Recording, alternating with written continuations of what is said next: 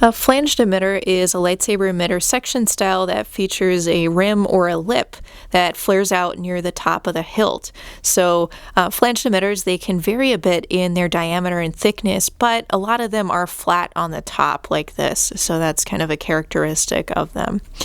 Now, some flanged emitters, they will feature a circle of pinholes on the top. So here's an example on this hilt. You can kind of see those pinholes on the top.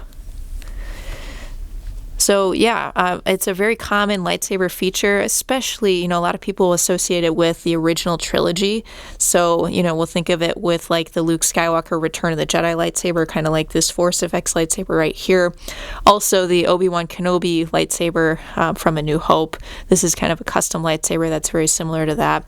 But it's not all, original trilogy lightsabers that will use these flanged emitters. There are lightsabers from like the prequel trilogy that will use flanged emitters too. So like the Darth Maul lightsaber, for example, has that kind of on the top.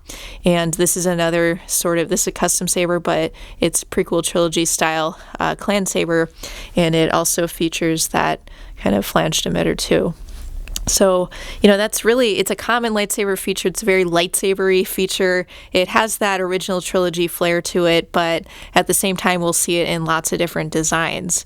And so what about the history of this style of emitter section on lightsabers? So the Obi-Wan Kenobi lightsaber from A New Hope, that's the very first lightsaber that, we ever saw using the flanged emitter style. And, the lightsabers in those days, they were all kind of cobbled together from different real world parts. And, the prop makers used a Rolls-Royce jet engine balance pipe to serve as the emitter for that lightsaber. And this is kind of a custom, replica of that. This is a Roman props lightsaber right here.